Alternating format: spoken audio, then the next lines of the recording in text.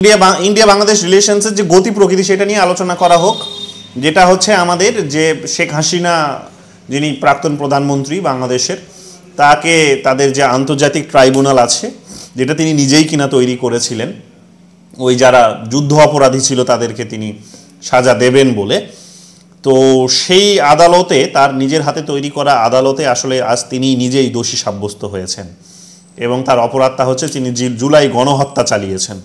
তার অপরাধ তিনি জুলাই গণহত্যা চালিয়েছেন এবং ছাড়াও অনেক অন্যান্য আদালতে তার নামে অসংখ্য 500-এর উপর তার নামে অভিযোগ জমা পড়েছে।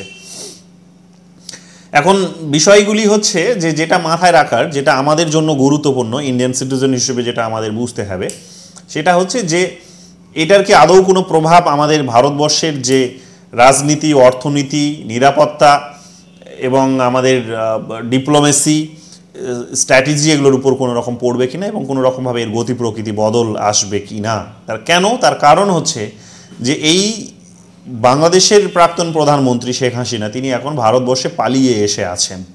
তিনি একজন পলিটিক্যাল অ্যাসিলাম সেখানে ভারতবর্ষে নিয়েছেন, রাজনৈতিক আশ্রয় নিয়ে আছেন তিনি। তো যেহেতু তিনি এখন রাজনৈতিক আশ্রয় নিয়ে আছেন, তো স্বাভাবিকভাবেই এই প্রশ্নটি মাথায় আসছে যে যখন তাকে ফাঁসির সাজা দেওয়া হয়েছে তখন তিনি ভারতবর্ষে কিন্তু এখানে খুব নিরাপদ একটা আশ্রয়ে কিন্তু রয়েছেন। ভারত সরকার সেখানে তাকে সমস্ত রকমের তার সুযোগ সুবিধা ব্যবস্থা কিন্তু করে দিয়েছে। এখন এটা তোমরা নিশ্চয়ই শুনে অবাক হবে না বা অবাকও হতেই পারো যে এটা কিন্তু ভারতবর্ষে, মানে এই ঘটনাটা বা এই ধরনের পরিস্থিতি ভারতবর্ষের জন্য কিন্তু নতুন কিছু নয়। এই ধরনের পরিস্থিতি ভারত এর আগেও ফেস করেছে। কখন ফেস করেছে এই ধরনের পরিস্থিতি, এবং এগুলো না ইনফরমেশনসগুলো তোমাদের জন্য জানাটা খুবই জরুরি। তার কারণ আমি একটা সিরিজ করব, তোমরা নিশ্চয়ই কোয়েশ্চেন্সটা দেখেছো, জুনের 2025-এর কোয়েশ্চেন্স দেখেছো, সেখানে নিশ্চয়ই এটা দেখেছো আফগানিস্তান, পাকিস্তান, বাংলাদেশ, নেপাল, ভুটান এগুলোর থেকে যে আভ্যন্তরীণ যে তাদের রাজনৈতিক এবং অর্থনৈতিক যে সমস্ত বিষয়গুলো সেগুলোও কিন্তু পরীক্ষায় আমাদের জিজ্ঞেস করছে এবং সেখানে জিওগ্রাফিকেও লিঙ্ক করেছে। তো কাজেই এই সাউথ এশিয়াকে মেজর একটা ফোকাস যেহেতু দেওয়া হয়েছে, আমাদের এগুলো কিন্তু পড়তেই হবে। সো খুব ভালো যে আজই আমরা বাংলাদেশ সম্পর্কে একটু অল্প বিস্তর আলোচনা করব, এবং এর আগেও করেছি, বাট আজকেও আমরা সেই অবকাশ পাবো।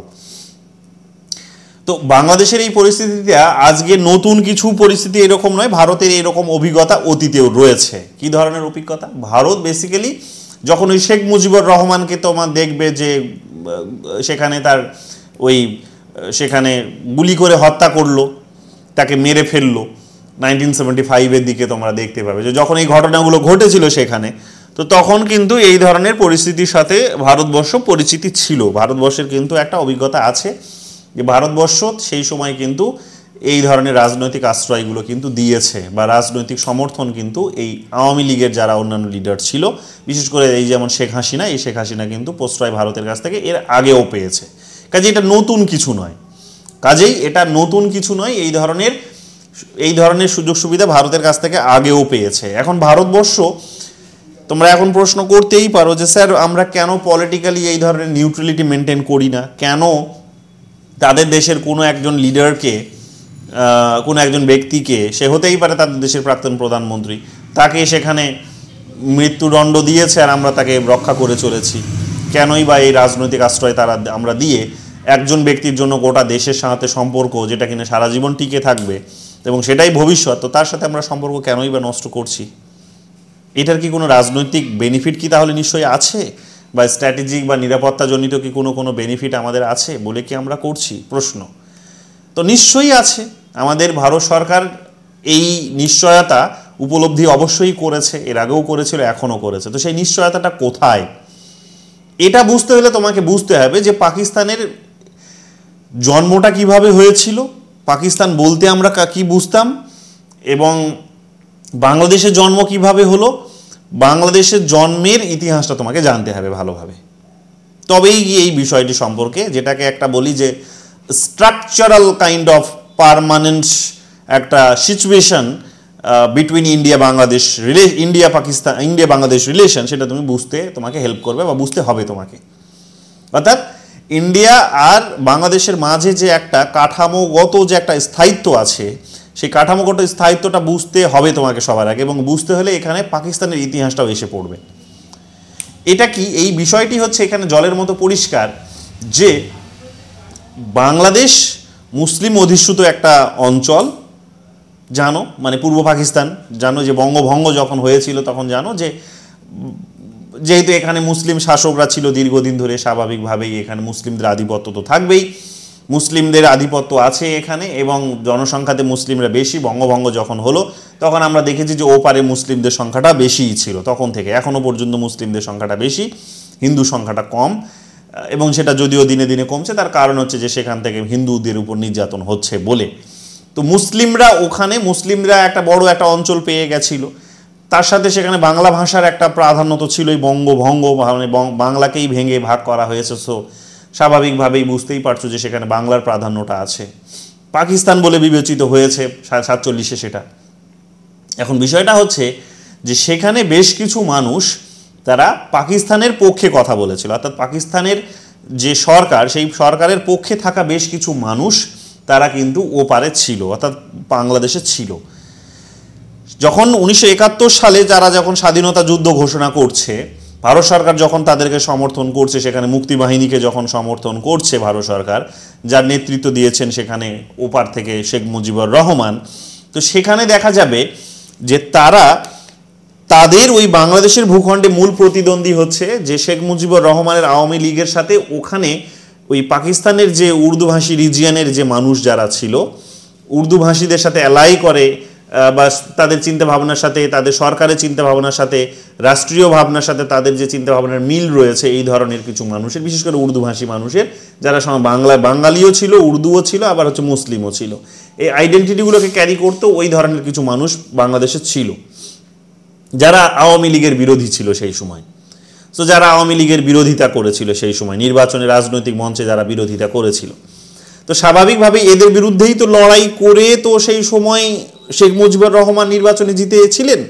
কিন্তু যেহেতু তিনি জিতেছিলেন, অর্থাৎ পূর্ব পাকিস্তানের কথা বলছি, যেহেতু জিতেছিলেন, এবং এই জিতটা শুধু তো পূর্ব পাকিস্তানের মানুষদের বিরোধীদের থেকে যে জয়লাভ তা তো নয়, বরং ওভারঅল পাকিস্তানের যে বিরোধী ছিল আওয়ামী লীগের থেকে কাইন্ড অফ বলতে পারো যে তারা সংখ্যায় কম ভোট পেয়েছিল। তো কাজেই প্রধানমন্ত্রী হওয়ার কথা তো ছিল সেখানে শেখ মুজিবুর রহমানের, কিন্তু তাকে যেহেতু ধোঁকা দেওয়া হলো, সেখানে যেহেতু প্রধানমন্ত্রী করা হলো না, প্রধানমন্ত্রী তাকে না করে বরং উর্দুভাষী একজন প্রধানমন্ত্রী করা হলো, তো স্বাভাবিকভাবেই এখান থেকেই তাদের মধ্যে থেকে বিদ্রোহের আগুন জন্ম নিয়েছিল, বিদ্রোহের আগুন তৈরি হয়েছিল। তারা সেখান থেকেই এই কারণে পাকিস্তানের সরকারের বিরোধিতা করেছে। কিন্তু পাকিস্তানের সরকার বলতে পাকিস্তানের একটা রাজনৈতিক দল, সহজ ভাষায় যে রাজনৈতিক দলটা সরকার পরিচালনা করছে, তো সেই রাজনৈতিক দলের যারা প্রতিনিধি পূর্ব পাকিস্তানে ছিল, সেই রাজনৈতিক দলের যারা লিডার, যারা ওই পূর্ব পাকিস্তানে ছিল, অর্থাৎ যেটাকে আমরা এখন বাংলাদেশ বলছি, তো তাদের সাথে তাদের লড়াই হয়েছে, অর্থাৎ আওয়ামী লীগের সাথে তাদের লড়াই হয়েছে, অর্থাৎ জামাতের লড়াই হয়েছে সেই সময়। এইরকম আরও অন্যান্য রাজনৈতিক ছোটোখাটো রাজনৈতিক দলগুলো লড়াই হয়েছে। তো আলটিমেটলি দেখা গেছে কি যে আওয়ামী লীগ একদিকে আর বাকিরা অন্যদিকে, এই ধরনের পরিস্থিতি তৈরি হয়েছিল সেই সময় পূর্ব পাকিস্তানে।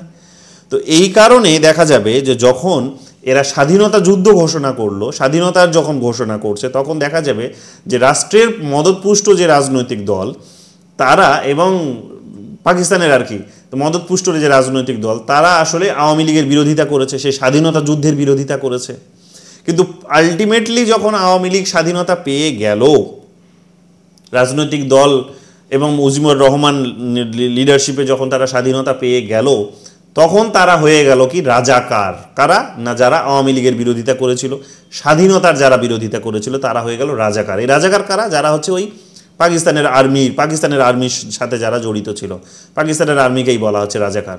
তো যেহেতু এরা রাজাকারের সমর্থন করেছিল, কারণ বাঙালি শেখ মুজিবরপন্থী আওয়ামীপন্থীরা বলছে যে আমরা স্বাধীনতা চাই, আর এরা বলছে পাকিস্তানপন্থীরা বাংলাদেশের মধ্যেই, পূর্ব পাকিস্তানের মধ্যেই, এরা আবার বলছে যে আমরা স্বাধীনতা চাই না, এরা এদের সাথে ফাইট করছে। তো সেই কারণে আলটিমেটলি যখন পূর্ব পাকিস্তান বাংলাদেশ বলে পরিচিত হলো, তখন এদেরকে বলা হলো রাজাকার, এবং এদেরকে তখন অপরাধী বলে ঘোষণা করা হলো যে স্বাধীন ভারতবর্ষে তুমি অপরাধী। কেন? কারণ তুমি স্বাধীনতার বিরোধিতা করেছিলে, তুমি স্বাধীনতার বিরোধিতা করে আমাদের দেশের মানুষের সাথেই তুমি লড়াই করেছিলে, আমরা স্বাধীনতা চেয়েছিলাম কিন্তু তুমি চাওনি, আমাদের বিরুদ্ধে তুমি লড়াই করেছো। সো আজ আমরা স্বাধীন, তাই তুমি যুদ্ধ অপরাধী, তুমি আমাদের বিরুদ্ধে যুদ্ধ করেছো, স্বাধীনতার বিরুদ্ধে তুমি যুদ্ধ করেছো, তো কাজেই তুমি স্বাধীনতা বিরোধী।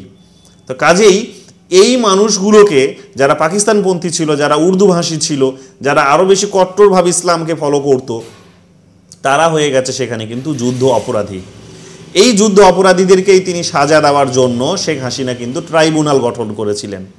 এই ট্রাইব্যুনালই দেখা গেল কি যে ধরে ধরে এই যুদ্ধ অপরাধীদেরকে ফাঁসি দিয়েছে। জামাতের অনেক লিডারদেরকে ফাঁসি দেওয়া হয়েছে এবং অন্যান্য আরও ছোটোখাটো লিডারদেরকে ফাঁসি দেওয়া হয়েছে, যারা যুদ্ধের সময়, ওই স্বাধীনতার সময় যারা হচ্ছে পাকিস্তানের পক্ষে দাঁড়িয়েছিল, পাকিস্তানের আর্মির পক্ষে দাঁড়িয়েছিল। তো তাদেরকে চিহ্নিত করে ধরে ধরে তাদেরকে শেখ হাসিনা তার নিজে তৈরি করা ট্রাইব্যুনালে ফাঁসি দিয়েছেন। এখন সেই ট্রাইব্যুনালই এখন এসে শেখ হাসিনাকে ফাঁসি দিচ্ছে। এখন বুঝতে হবে এখানে যে পালা বদল অনেক কিছু হয়েছে, এর মাঝে অনেক কিছু ভেতরের যে রাজনীতি সেটার মধ্যে বদল ঘটেছে, ভেতরের রাজনীতির মধ্যে অনেক কিছু বদল ঘটেছে। এখন সোশ্যাল মিডিয়ার যুগে বুঝতেই পারছো যে রাতারাতি সেখানে একটা দেশে পলিটিক্যাল রেভলিউশনস নিয়ে আসা not so difficult, it's very easy. যে সোশ্যাল মিডিয়াকে যদি ওপেন ছেড়ে দেওয়া যায়, সোশ্যাল মিডিয়া হচ্ছে একটা অনেকটা পাগলা কুকুরের মতো, যে তুমি তাকে যদি একদম ওপেন ছেড়ে দাও তো একটা দেশের সরকার রাতারাতি বদল ঘটতেই পারে, কোনো সন্দেহই নেই।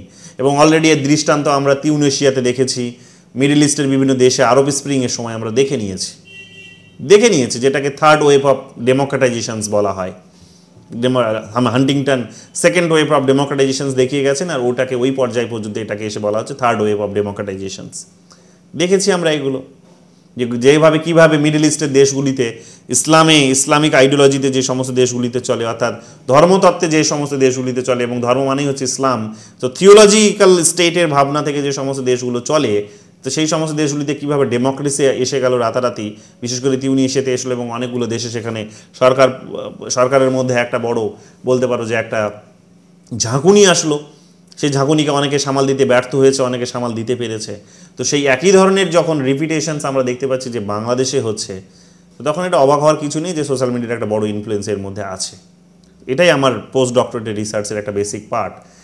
তো যাই হোক, এখানে তোমরা দেখতে পাবে যে এখানে এই পরিস্থিতিতে আমরা পরিষ্কার দেখতে পাচ্ছি যে যারা আজকে এই বাংলাদেশে পট পরিবর্তন করলো তারা কারা, সবার আগে এটা বুঝতে হবে। তো অবশ্যই এরা হচ্ছে শুধুমাত্র ছাত্র ছিল না।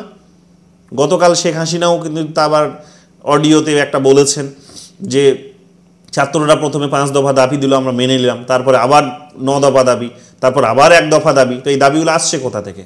তো তাদের দাবি তো মিটিয়ে দেওয়া হয়েছিল, তো আন্দোলন তো বন্ধ হওয়া উচিত ছিল, বন্ধ হলো না কেন? গতকালও এই কথাটা বলেছেন, অডিওটা শুনেছো কিনা আমি জানি না। ফার্স্ট পোস্ট বলে একটা চ্যানেল আছে, সেখানে চলে যাও, ওনার অডিওটা শুনতে পাবে। চ্যানেল মানে ওটা হচ্ছে একটা সাংবাদিকতার জার্নালিস্ট একটা আর কি, মানে কি বলবো, যে একটা নিউজ চ্যানেল। ইউটিউবে চলে যাও, তার ভয়েসটা তোমরা কালকে যে তিনি ভাষণটা দিয়েছেন জাতির উদ্দেশ্যে, বা ওই তার আওয়ামীপন্থীদের উদ্দেশ্যে যে তিনি কথা বলেছেন, সেগুলো তোমরা শুনতে পাবে। তো সেখানে এটাই বলেছেন যে স্টুডেন্ট আন্দোলন তাহলে বন্ধ হয়ে যাওয়া উচিত ছিল, কিন্তু বন্ধ হলো না কেন? তার কারণটাই হচ্ছে যেটার পেছনে তারেক রহমানের হাত ছিল। এটার পেছনে তারেক রহমান হচ্ছে এই খালেদা জিয়ার হচ্ছে ছেলে, যে লন্ডনে রয়েছে, যে পালিয়ে আছে ওখানে।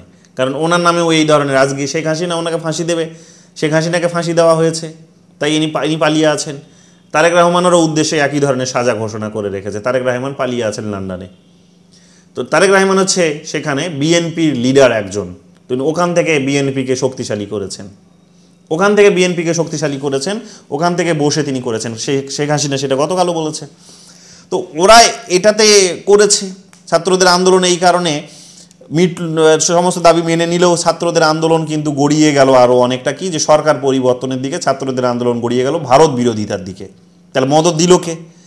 তো এই মদত দিল কে, এটা যদি বুঝতে হয় তাহলে তার আরও 3 মাস আগে ফিরে যেতে হবে, যখন আমাদের ভারতের বিভিন্ন প্রোডাক্ট বয়কটের ডাক উঠেছিল। আমি জানি না তোমরা সেটা সম্পর্কে পরিচিত কিনা, খবর দেখেছো কিনা, যে এই জুলাই আন্দোলনের আরও 3-4 মাস আগে একটা ভারতের প্রোডাক্ট বয়কটের ডাক উঠেছিল। কে ডাক দিয়েছিল? এই ইসলামপন্থীরা, এই জামাতপন্থীরা, এই বিএনপি পন্থীরা। কেন দিয়েছিল এরা বয়কটের ডাক? কারণ ভারতকে বয়কট মানে ভারতের ইনফ্লুয়েন্সটা কমানো, মানে ভারতের প্রোডাক্টগুলো কমাতে হবে দেশের ভেতরে, তবে ভারতের ইনফ্লুয়েন্সটা কমবে। তো তাই তারা ভারতকে সেখানে বয়কট, ভারতের প্রোডাক্ট বয়কট করতে শুরু করলো। কিন্তু এখানে এসে সরাসরি তারা ভারতকেই বয়কট করতে শুরু করলো, শেখ হাসিনাকে তাড়াতে চাইলো এবং ভারতকে বয়কট করতে শুরু করলো। কেন? কারণ এদের বক্তব্য হচ্ছে যে দাবি দেওয়া আমি স্টুডেন্টরা মেনে নিল আর সেটাতে আমরা থেমে যাবো, তা হবে না, বরং এর ঊর্ধ্বেও আরও আমাদের দাবি আছে এবং সেগুলো মানতে হবে, এবং সেগুলোই তো ডিফিকাল্ট। এবং এই দাবিগুলো মানানোর জন্য এরা তো কোনো গণতান্ত্রিক প্রক্রিয়ায় তো আসেনি, এরা তো সেখানে দেখা গেল যে সেখানে হাতে নিজেরাও তো হাতে, স্টুডেন্টরাও তো আমরা তো দেখেছি টিভিতেও তো এটা দেখা গেছে পরিষ্কারভাবে যে তাদেরও হাতে লাঠি ছিল, তারাও তো ঢিল ছুঁড়েছে, তারাও তো সেখানে মানে এই কাণ্ড কারখানাগুলো করেছে। হ্যাঁ, পুলিশের তরফ থেকেই হয়তো এগুলো আগেই হয়েছে, এটা ঠিক, এটা অস্বীকার করার কোনো জায়গা নেই। পুলিশ আগেই কাঁদানে গ্যাস ছুঁড়েছে, হিংসা প্রয়োগ করেছে, পুলিশ আগেই সেখানে দেখা যাবে সেখানে বন্দুক সেখানে প্রয়োগ করেছে, গুলি ছুঁড়েছে, এগুলো ঠিক আন্দোলনকে সেখানে বন্ধ করার জন্য। কিন্তু স্টুডেন্টরাও তো তালে তাল মিলিয়েছে, হিংসা একটা ঘটেছে সেখানে, বড় আকার ধারণ করেছে। সব মিলিয়ে যেটা দেখা গেল সেটা হচ্ছে যে একেবারেই জলের মতো পরিষ্কার, সব মিলিয়ে যেটা জলের মতো পরিষ্কার বেরিয়ে আসলো সেটা এখানে একটা বড় পরিবর্তন ঘটে গেল যে হাসিনাকে তাড়াও, হাসিনাকে তাড়াও, ভারতকে এখানে বয়কট করো, কারণ হাসিনাকেই মদত দিয়ে রেখেছে ভারত, হাসিনার মদতেই, ভারতের মদতেই হাসিনা এখানে রয়েছে। এখন পরিষ্কার বুঝতেই পারছো যে জামাতপন্থীরা ধীরে ধীরে দীর্ঘদিন ধরে চেষ্টা চালিয়ে যাচ্ছে যে তারা প্রো পাকিস্তান পলিসি নিয়ে আসবে, কারণ তাদের আদর্শের সাথে মতাদর্শের সাথে মিল আছে, তাদের তাদের ভাষাগত মিল আছে, তাদের হিস্ট্রির সাথে তাদের মিল আছে। তো তারা পুনরায় সেই ইতিহাসটাকে রিভাইভ করাতে চায়, মানুষকে স্বাধীনতার ইতিহাস ভুলিয়ে দিয়ে তারা নতুন করে ইতিহাস রিভাইভ করাতে চায়।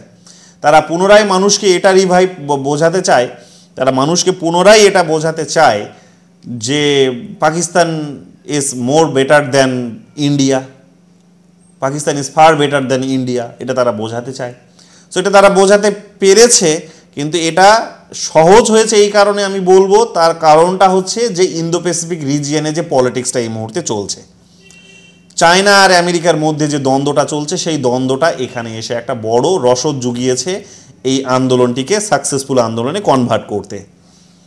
আমেরিকার এই সমস্ত উইপন্সগুলো যদি, অর্থাৎ এই ফেসবুকের মতো উইপন্সগুলো যদি এখানে ওপেন না ফাংশনস করতো, তাহলে বোধহয় এটা সম্ভবপর হতো না।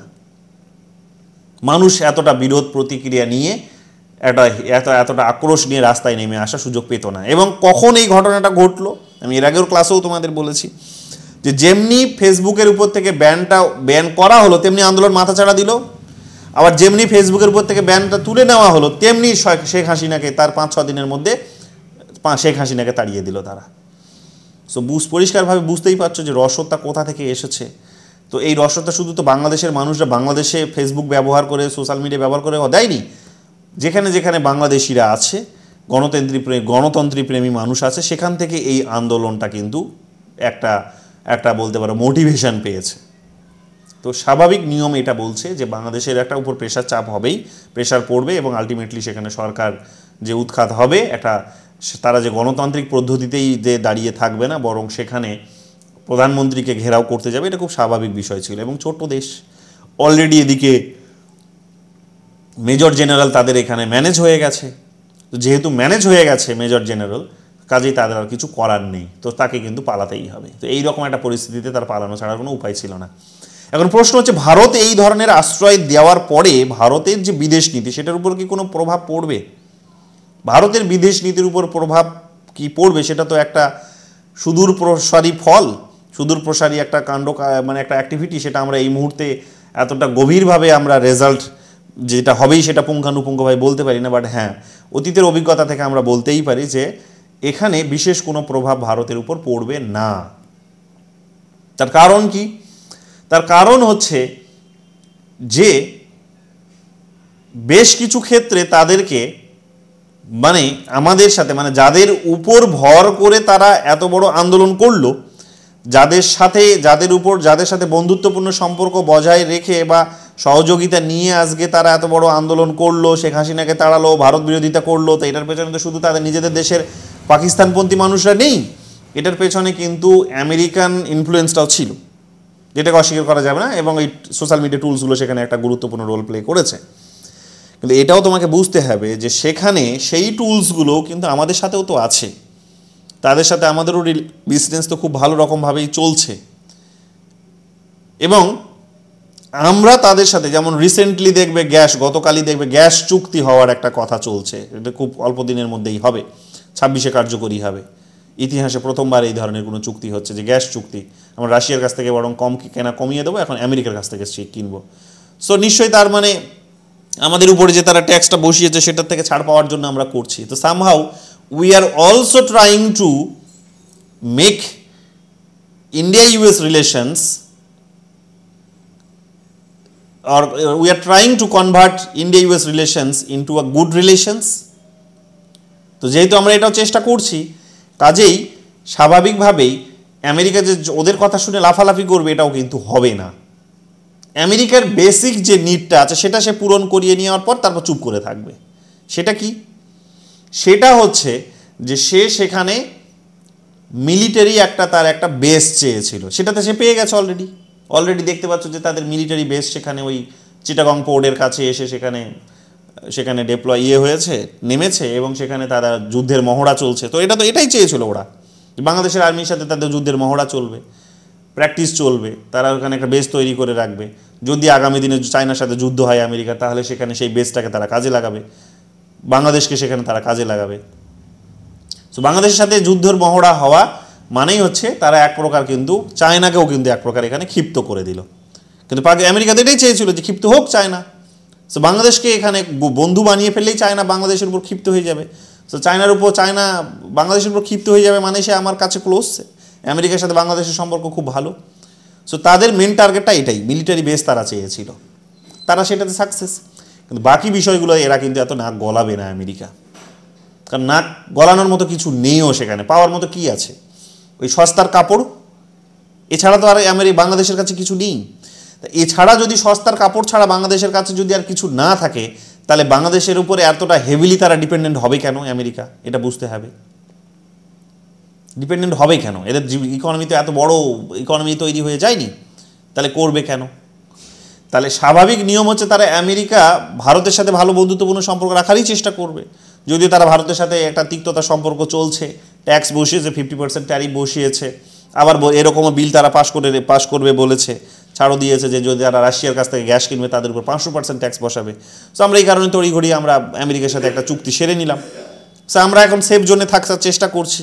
এতে হয়তো আমাদের 3% আমাদের লস হবে ঠিকই বিজনেসের, কিন্তু 3% আমাদের লস হলেও কিন্তু আমরা পুষিয়ে নিতে পারবো, সেটা আমাদের সেই ক্যাপাসিটি আছে। কিন্তু বাংলাদেশের তো সেই ক্যাপাসিটি নেই।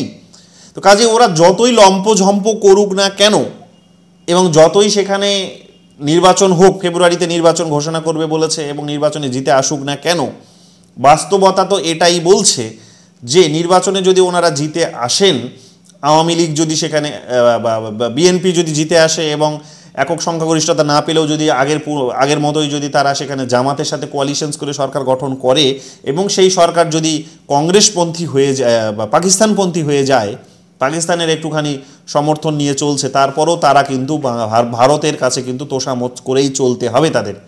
কেন বলো এবার?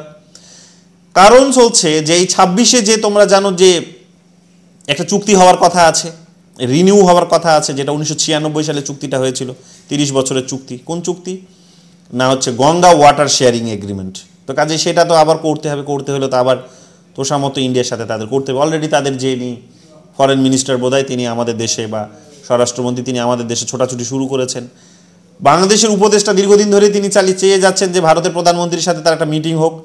সার্কের মিটিং তো হচ্ছে না, তারা চেষ্টা করছে সার্কটাকে রিভাইভ করানোর। কারণ বাংলাদেশের কাইন্ড অফ বলতে পারো যে একটা প্ল্যানই ছিল যে সার্ক গঠন করার, তো সেটা তো ব্যর্থ করে রেখেছি আমরা। সেটা সাকসেস, সেটা তার কোনো অ্যাক্টিভিটিস নেই। তো কাজেই সেটা ব্যর্থ। বিমস্টেক একটা রাস্তা ছিল, বিমস্টেকে সেখানে মিটিংও হওয়ার কথা ছিল, মিটিংও হলো, কিন্তু সেটা বড় কোনো আলাপ আলোচনা সেখানে কিন্তু হয়নি। প্রধান উপদেষ্টা ওদের সাথে আমাদের প্রধানমন্ত্রীর অল্প কিছু সময়ের জন্য মিটিং হয়েছে, বাট বড় কোনো রেজাল্ট সেখান থেকে বেরোয়নি। অর্থাৎ তাদের এক্সপেকটেশনস অনেক, আমরা সেগুলো ফুলফিল করলাম না, তার কারণ ভারত বিরোধী তারা প্রোগ্রাম চালিয়েছে। সো সেটাও ব্যর্থ। এবং সেই বিমস্টেকের মিটিংয়ের পরেই দেখা গেল যে কতগুলো স্যাংশনস আমরা ইম্পোজ করেছি ওদের উপর, কাজে সেটাও ভেস্তে গেছে, এটাই প্রমাণ হলো আলটিমেটলি। এছাড়াও তারা যে দীর্ঘদিন ধরে দাবিতে জানিয়ে আসছে যে 54টা নদীর জল তারা চায়, তিস্তা নদীর জল তারা বিশেষ করে তারা চায়, সেগুলোও পাচ্ছে না। এই বিরোধিতার কারণে আরোই পাবে না। শেখ হাসিনা পাওয়ারে থাকলে তাও আমরা আলোচনাটা চালিয়ে যেতাম, সেটাও সম্ভবপর হবে না। এবং পাকিস্তান যদি ওদেরকে দেয় তাহলে বিশেষ কি দিতে পারবে? পাকিস্তান ওদের যদি দেয় তাহলে বড় রকমের গ্যারান্টি দিতে পারে, নিউক্লিয়ার গ্যারান্টি নাম্বার 1, যদিও এতটা সহজ নয় সেই রাস্তাটা। নাম্বার 2 যেটা দিতে পারে, যেটা বড় সেটা নিউক্লিয়ার, যে নাম্বার 2 যেটা দিতে পারে সেটা হচ্ছে তাদেরকে টেরোরিজমের একটা প্র্যাকটিস দিতে পারে, ট্রেনিং দিতে পারে, টেরোরিস্ট অ্যাক্টিভিটিসগুলো বাড়বে, আইএসআইএস বাড়বে, ইসলামিজম বাড়বে, ফান্ডামেন্টালিজম আরও বৃদ্ধি পাবে।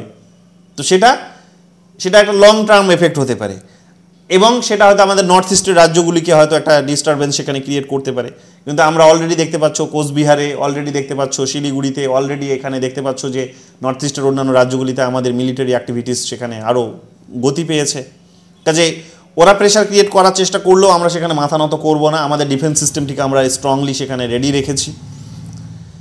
সব দিক থেকে এটা পরিষ্কার হয়ে যাচ্ছে, এবং ওদের ব্যবসা বাণিজ্যের জন্য বড় রকমভাবে আমাদের উপর ডিপেন্ডেন্ট হতে হবে। তার কারণ হচ্ছে যে প্রোডাক্টগুলো তারা আমাদের কাছ থেকে কেনে, সেম প্রোডাক্ট, যেমন চালেরই কথা বলো, যে থাইল্যান্ড থেকে তারা যদি কেনে তাহলে থাইল্যান্ড থেকে তাদেরকে বেশি দামে কিনতে হবে, কিনতে হচ্ছে অলরেডি তাদেরকে। পাকিস্তান থেকেও তাদেরকে বেশি দামে কিনতে হচ্ছে, সৌদি আরব থেকে বেশি দামে কিনতে হচ্ছে, এবং অন্যান্য আরও সমস্ত প্রোডাক্টগুলোর জন্য তাদেরকে বেশি টাকা খরচা করতে হচ্ছে। এতে করে তাদের দেশে মুদ্রাস্ফীতি বাড়ছে, আনএমপ্লয়মেন্ট বাড়ছে, তাদের দেশে প্রেশার বৃদ্ধি পাচ্ছে, চাপ বৃদ্ধি পাচ্ছে, অর্থনীতিতে চাপ পড়ছে। তার সাথে সাথে বড় সংখ্যক যে মানুষ যারা ভারতে এসে চিকিৎসার জন্য আসে সেগুলো বন্ধ হয়ে গেছে, ভিসা বন্ধ হয়ে গেছে, ট্যুরিজম বন্ধ হয়ে গেছে, ইকোনমিক ট্রানজ্যাকশনস বন্ধ হয়ে গেছে, রেল যোগাযোগ ব্যবস্থা বন্ধ হয়ে গেছে, কমিউনিকেশনস বন্ধ হয়ে গেছে। সো ওভারঅল দেখা যাবে যে তারা গোটা বিশ্বের সাথে কানেক্টিভিটি তৈরি করতে হলে তাদের খরচটা অনেকটা বেড়ে যাবে। তারা ভারতের বিভিন্ন পোর্ট ব্যবহার করতো, ভারতের বিভিন্ন তারা হচ্ছে ল্যান্ড পোর্ট ব্যবহার করতো, সি পোর্ট ব্যবহার করতো, এয়ারপোর্ট ব্যবহার করতো, করে তারা এখান থেকে প্রোডাক্ট বিশ্বের বিভিন্ন মার্কেটে পাঠাতো। যদি এখানে এখন দেশগুলো যদি এটাকে মনে করে যে বেনিফিশিয়ালও, বিশ্বের বিভিন্ন দেশগুলো যদি এখন মনে করে যে না আমরা ভারতকে এড়িয়ে গিয়ে বাংলাদেশের সাথে সরাসরি করব, তারপরেও খরচাটা অনেকটা বেড়ে যাবে, বড় বড় দেশগুলো এতটা চ্যালেঞ্জ নেবে না। তো তারা কি চাইবে? তারা চাইবে না ভারতের মধ্য দিয়েই হোক। কাজেই তাদের তরফ থেকে এই প্রেশারটাও থাকবে যে রেল আবার লাইন ওপেন করা হোক, কমিউনিকেশন ওপেন করা হোক, যোগাযোগ ব্যবস্থা সমস্ত রকমভাবে ওপেন করা হোক। এবং অলরেডি এই দাবিগুলো তারা, এই ধরনের তারা দাবিপত্র তারা ভারতের কাছে পেশ করেছে, ভারত সরকার সেগুলোতে এগ্রি করছে না। তারা অলরেডি বলছে যে রেল যোগাযোগ ব্যবস্থা যেটা বন্ধ হয়ে আছে সেটা চালু করা হোক, ভারত সরকার রাজি হচ্ছে না। তো সব মিলিয়ে মিশিয়ে দেখা যাচ্ছে যে ওদের প্রেশারটা অনেকটাই বেশি। এটা ঠিক যে ওরা এখন আন্ডার ডেভেলপ কান্ট্রি থেকে ডেভেলপিং কান্ট্রিজে তারা এখন উত্তীর্ণ হচ্ছে, কিন্তু হলেও তো তাদের চ্যালেঞ্জটা বৃদ্ধি পাচ্ছে। সেই চ্যালেঞ্জটাকে মিটিগেট করার জন্য ভারতের সঙ্গে বরং আরও বন্ধুত্বপূর্ণ সম্পর্ক বজায় রাখাটা জরুরি ছিল, কিন্তু সেই জায়গায় তারা শত্রুতার সম্পর্ক ওপেন করার মধ্য দিয়ে আলটিমেটলি তারা কিন্তু তাদের নিজেদের সমস্যাটা ডেকে নিয়ে এসেছে, এটাতে কোনো সন্দেহ নেই। এখন এটাও কিন্তু প্রেডিক্ট করাটা ভুল নয় যে বাংলাদেশের ইকোনমি গ্রো করবে। বাংলাদেশের ইকোনমি তারপরেও স্বাভাবিক নিয়মে গ্রো করবে, এটা ঠিক, কিন্তু যে গতিটা শেখ হাসিনা হয়তো পাওয়ারে থাকলে হতো, আওয়ামী লীগ পাওয়ারে থাকলে হতো, কিংবা বন্ধুত্বপূর্ণ সম্পর্ক থাকলে হতো, সেই গতিতে কিন্তু তাদের উন্নতি হবে না। তো যেহেতু উন্নতি হবে না, কাজে ওরা বাধ্য হবে, হয়তো কিছু সময়ের জন্য তাদের দেশে একটা সরকার আসবে আওয়ামীপন্থী, পাকিস্তানপন্থী, সেটা এখন তাদের বিএনপি হতে পারে, জামাত হতে পারে, ইন্ডিভিজুয়ালি আসতে পারে, বা কোয়ালিশনে আসবে তারা হতে পারে, বা এনসিপি, তাদের যে স্টুডেন্টদের যে রাজনৈতিক দল, যদিও যাদের কোনো অস্তিত্ব নেই গ্রামে শহরেই, তারা শুধু ওই ঢাকা ইউনিভার্সিটির চিৎকার করে, তার বাইরে এদের কোনো অস্তিত্ব নেই। তো এদের সব মিলিয়ে মিশিয়ে দেখা যাচ্ছে যে এদের চিৎকার চেঁচামেচিটা এই কয়েক বছরের জন্যই থাকবে, হয়তো একটা সরকার, দুটো সরকার পর্যন্তই থাকতে পারে। তারপরে ঠিক মানুষ রিয়েলাইজ করে নেবে যে বাংলাদেশের যে পরিমাণে গতিটা উন্নতি হওয়ার কথা ছিল সেটা হয়নি, এবং তার সাথে পাল্লা দিয়ে যে বড়লোক এবং গরিবের মধ্যে যে বৈষম্য সেটা বৃদ্ধি পেয়েছে, এটা তারা অল্প সময়ের মধ্যেই নোটিশ করে নেবে, অল্প সময়ের মধ্যে নোটিশ করতে বাধ্য হবে এরা। তো সব মিলিয়ে মিশিয়ে দেখা যাচ্ছে যে আমাদের ফরেন পলিসির উপর বিশেষ কোনো ইম্প্যাক্ট পড়বে না, তবে কিছু বিষয় আমাদেরকে ভাবাচ্ছে, আমাদের অ্যাক্টিভিটিসটা বাড়াতে আমাদেরকে ফোর্স করছে। সেইগুলো হচ্ছে যে আমাদেরকে নিরাপত্তা আরও অনেক শক্তিশালী করতে হবে, কারণ এখন আগামী 10 বছর যদি সেখানে বিএনপি পাওয়ারে থাকে কিংবা জামাত পাওয়ারে থাকে, তাহলে তারা টেরোরিজমটাকে প্রমোট করবে, তারা তারা তারা অ্যাগ্রেসিভনেসটাকে বেশি দেখাবে, তারা ক্ষমতায় থাকার জন্য এই ধরনের অ্যাক্টিভিটিসগুলো চালিয়ে যাবে। ভারতের তরফ থেকে যাতে বাংলাদেশের উপর অ্যাটাক আসে সেটা তারা বাংলাদেশের মানুষকে দেখাতে চাইবে। যেমন অনেকে বলে যে পাকিস্তান আর ভারতের মধ্যে যে যুদ্ধ বা যে সমস্ত টেনশনগুলো কাজ করে সেগুলো আসলে ন্যাচারাল নয়, সেগুলো আসলে আর্টিফিশিয়াল, সেগুলো নেতাদের একটা বলতে পারো যে কাইন্ড অফ একটা কারসাজি। কারণ পাকিস্তানকে দোষারোপ করতে না পারলে এখানকার পলিটিক্যাল পার্টিসগুলো ক্ষমতায় আসতে পারবে না, আর পাকিস্তান ভারতকে দোষারোপ করতে না পারলে ওরা পাওয়ারে আসতে পারবে না, ওদের দেশের রাজনৈতিক দলগুলো। সো কাইন্ড অফ এই ধরনের ব্লেম গেমগুলো বাংলাদেশ নিয়েও চলবে, যেগুলো আমাদেরকে ভাবতে বাধ্য করবে যে আমরা যাতে আমাদের নিরাপত্তাটা যাতে সুনিশ্চিত করি। চারিদিক থেকে নিরাপত্তা নিয়ে আমাদের এই কারণে একটা প্রশ্ন থাকবে, এবং অলরেডি ভারত সরকার কোচবিহার থেকে শুরু করে আমাদের পশ্চিমবঙ্গে যে সমস্ত জেলাগুলো আছে সেখানে নিরাপত্তা বেষ্টনী অনেক শক্তিশালী করেছে, মিলিটারি সংখ্যা বৃদ্ধি করছে।